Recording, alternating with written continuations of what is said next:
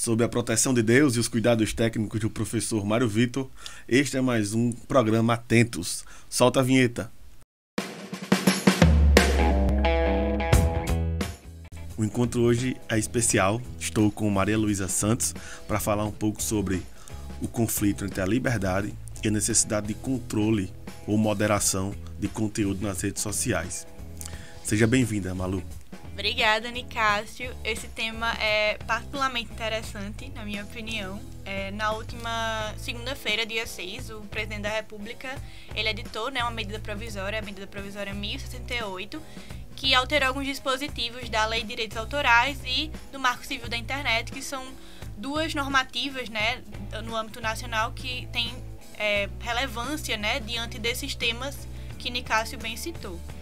A gente vai tecer alguns comentários acerca dele, nada que vai exaurir o tema, até porque acho que tem opiniões bem conflitantes até sobre controvérsias, sobre o tema, e é isso.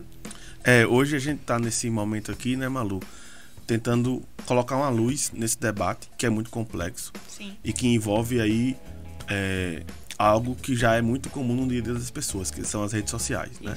Especialmente rede social, um ambiente em que a gente interage, se relaciona no dia a dia, de uma forma até às vezes irrefletida. A gente curte natural, uma postagem muito natural. Então, o que é que isso está gerando também? A complexidade das relações, elas estão ficando cada vez mais complexas. Não deixa de ser um ambiente privado, né? Sim. Porque existe um provedor da rede social, que é uma empresa de natureza de direito privado. E aí, ao mesmo tempo, ela pode ser uma instância de violação de direitos. Eu acho que é essa a celeuma que o Estado, né, nesse caso o Estado brasileiro, mas que todos os Estados, as democracias ao redor do mundo, têm parado um pouco para discutir. Porque é um ambiente privado, mas é um ambiente também novo, virtual, em que pode haver, na verdade, abuso, violação a direitos individuais ou coletivos. Sim. E aí o Estado precisa agir, né, para cuidar e para evitar esse tipo de excesso.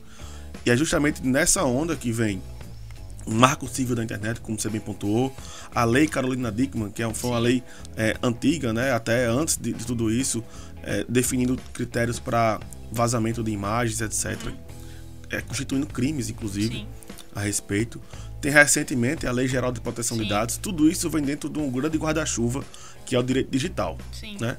Que está buscando uma autonomia científica para ser um ramo independente e autônomo do direito, e vive esse tipo de tensão, que é a tensão natural das novas relações. Sim. E aí a gente tem que agora colocar na mesa qual é o papel do Estado nesse contexto de regulação de direitos.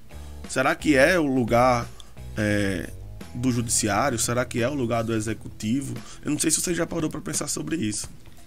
Eu acho que eu não tenho uma resposta ainda para essa pergunta. Eu acho que ela demanda uma reflexão coletiva até, de toda a sociedade, de entes da sociedade pensando sobre o assunto, porque envolve o direito de se expressar, que é um direito constitucionalmente fundamental previsto, como eu disse, na Constituição. Então, mas ao mesmo tempo esses discursos eles podem gerar discurso de ódio, eles podem gerar fake news, que é uma problemática assim latente no nosso cenário atual, porque essas fake news elas podem se influenciar até na democracia. Por exemplo, em épocas de eleições elas são muito perigosas, elas se tornam ainda mais perigosas porque elas podem ser um potencial ofensivo de fato para fundamentar, enfim, ou até propiciar que alguém vote em um certo candidato por razões que não são verdadeiras, que não são certamente verdadeiras. Então, eu acho que é uma discussão que ela merece esse olhar múltiplo, assim, de pessoas diferentes, de diferentes lugares da sociedade. Eu concordo demais com essa sua visão do problema. Acho que talvez a instância melhor para discutir esse assunto seja o Congresso Nacional, promovendo audiências Sim. públicas para ouvir a sociedade civil organizada, os grandes atores, os players desse mercado, porque é um mercado muito forte. Grandes empresas atuam, tanto provendo o acesso à rede social, como tendo perfil dentro da rede social. Então talvez o Congresso Nacional seja a grande instância para discutir isso. E no segundo momento, aí é uma visão ainda de início, eu estou aqui assumindo o risco de apresentar uma opinião no início da discussão, né? Porque esse é o início da discussão aqui no país, né, no Brasil. A minha opinião hoje, que pode ainda amadurecer, inclusive ser guinada para outro lado, é que talvez o lugar democrático para controlar, moderar os conteúdos nas redes sociais é o judiciário.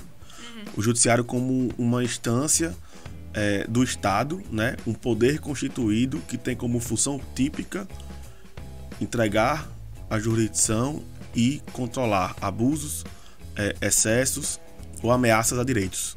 Então, talvez esse seja o lugar adequado no ambiente democrático para levar esse tipo de controvérsia. Ao mesmo tempo, como se trata de uma relação civil entre eu, Nicásio, usuário, que tem uma conta nessa rede social, e uma empresa que oferece o acesso a essa conta social, também tem que ser respeitada ali a relação que é tratada entre o indivíduo com essa empresa. Sim. E a regra do jogo está nos termos de uso e na política de privacidade. Eu acho que eu ia falar exatamente isso, que eu acho que essas redes sociais, né, essas empresas, assim, essas grandes empresas, elas têm papel fundamental também em controlar de certa forma e enfim, tentar encontrar uma medida que possa realmente proteger os outros usuários diante de um usuário que venha a compartilhar uma fake news, por exemplo. Eu acho que a gente já vem vendo ultimamente o Instagram, por exemplo, quando ele sempre sinaliza, quando a gente fala, por exemplo, sobre vacina, ele sempre finaliza, né? Então é uma forma da própria rede social adotar medidas mesmo para controlar isso. E eu concordo com sua opinião sobre o judiciário ter papel fundamental nisso, mas eu acho que também esse tipo de legislação, como o Marco Civil da internet, como a Lei de Direitos Autorais, ela também tem papel fundamental em controlar um pouco a regra do jogo, assim, diante desse novo cenário, né? Perfeito. Então eu acho que sim, o legislativo também tem papel fundamental e abre-se um parênteses, legislativo, enfim, retiro aqui a medida provisória, né, já que foi editada pelo chefe do Poder Executivo, né, que eu acho que, na verdade, não é o papel nesse momento, pelo menos, dele, já que não vejo nada urgente, assim, a ser tratado pela medida provisória, mas, enfim, a opinião particular aqui minha.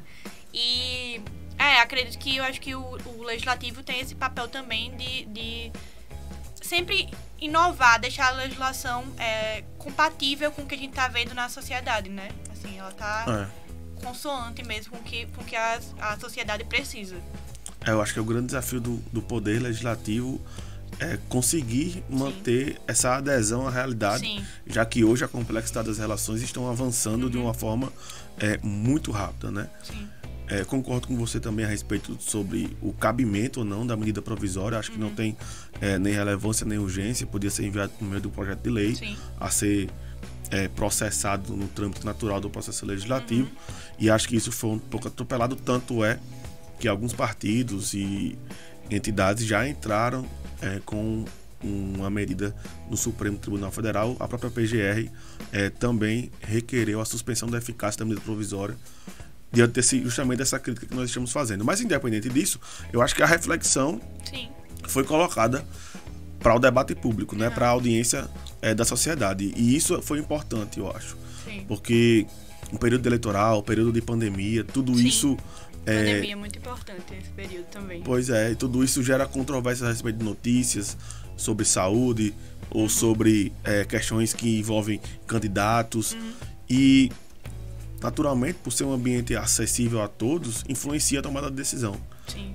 Também uma onda impulsionada pelas redes sociais. Então, eu acho que nesse momento cabe ao legislativo amadurecer essa questão, ouvindo a sociedade, deixando que todos os atores possam opinar, influenciar o resultado final e passar por um processo legislativo maduro, com vagar, que dê tempo de participação e de construção de uma redação final que seja justa, né? Justa, sim. E ao mesmo tempo cabe ao judiciário controlando, moderando os conteúdos nas redes sociais, lembrando sempre que fazer isso com excesso pode configurar censura.